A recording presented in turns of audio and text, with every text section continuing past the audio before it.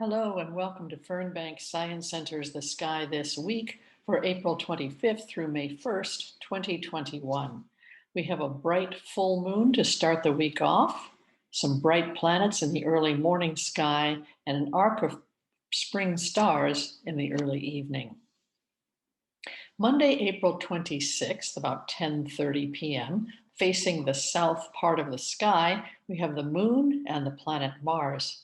If you're not sure which way is south at your observing site, figure out where the sun went down. That'll be the western part of the sky. Put your right shoulder toward the setting sun, and you'll be facing the south part of the sky. A couple of bright stars left over from the winter, a little bit of Orion's belt, and his shoulders are still visible. Two stars for the heads of the Gemini twins, and the planet Mars are toward the western part of the sky. A little bit east of south, the full moon is rising on Monday the 26th. Technically, the moon is full at 11:32 p.m. on Monday, April 26th. And this is the time of month when the moon is opposite Earth from the sun. So if you start off with the new moon 2 weeks ago, the moon has moved halfway around its orbit, and we can now see the fully lit up side of the moon, the full moon. Moons have different names. Full moons have names, particularly from some Native American cultures. The one in April was sometimes called the pink moon, partly because of the seasons that were going on. Ground pinks or moss pinks were little flowers blooming at this time of year. At the same time, the fish were starting to run and sprouting grass was happening. So the full moon in April has lots of spring connotations. Food was getting a little more plentiful, and pink flowers were adorning the earth. By the next morning, there are two bright planets early in the morning sky, just before the sun rises.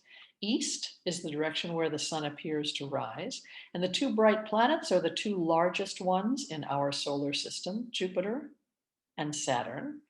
And not too far away is one of the summer constellations, Scorpius the Scorpion. It looks like a long J or fishhook shape. There's a bright reddish star, Antares, in the center, and it lies along the horizon and is a pretty large constellation. It's also a little deceitful, perhaps, looking at where these two planets are. If you find them on the real sky, they're not a thumb width apart. Jupiter is not a big blob, and they're not quite that close to the horizon. On the real sky, they will appear much higher, almost halfway up the sky. Both will appear as bright stars, Jupiter brighter than Saturn, and they're farther apart, about as far apart as if you stretch your fingers as wide as they can go, stick out your arm as far as it'll stretch, keep your elbow straight. And the distance between Jupiter and Saturn is about from your pinky finger to your thumb. See if you can find those early in the morning this week. In the evening sky, there's an arc of stars, sometimes called the Spring Arch, from Sky and Telescope magazine, refers to it that way. The western part of the sky, again, we're looking at a leftover winter constellation of Orion, 3 stars for his belt, 2 for shoulders, 2 for knees, the bright star Sirius, the head of his hunting dog, and the arc of stars above Orion. We already know the Gemini brothers, Castor and Pollux. And this arc of stars is fun to watch for in the early evening. Zoom in a little bit closer. Sirius, the dog star. Orion, again, shoulders, belt, knees. And high up, nearly at the top of the sky, are the heads of the Gemini twins. Their bodies and feet stick down this way. Mars is in the foot of, Casper.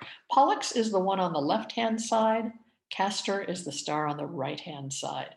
And those two are the heads of the Gemini brothers. Toward the left, down a little bit,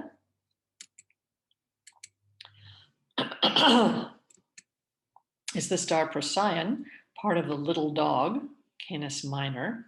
So if there's a big dog in the sky, there must be a little dog. It's tiny, only 2 stars. On the opposite side of the Gemini brothers, Melcallanan and Capella are the two brightest stars in Auriga, the charioteer. Capella is the brightest. It's right by a little triangle of stars, sometimes called the nanny goat and the kids. And this arc of stars is visible in the evening part of the sky toward the west, toward the end of this week. By Friday, looking toward the east and south again early in the morning, Jupiter and Saturn are still visible, both bright star-looking objects, Jupiter brighter than Saturn, both farther apart than they appear on this picture. And that constellation of Scorpius, the scorpion that we saw earlier, long fishhook shape, shoulders, pedipalps, long pincers sticking out. And the waning gibbous moon is right near Antares by the end of this week. The moonlight, even waning gibbous, is pretty bright. So if the weather is clear and you have an early morning sky, face the south part, see if you can find the waning gibbous moon and a couple of bright planets. As always, thank you so much for listening. Please do check out Fernbank Science Center's website, www.fernbank.edu, for the latest in science information. Keep an eye on our Facebook page for the virtual planetarium programs on Friday evenings and for Science Saturdays. Have a great week.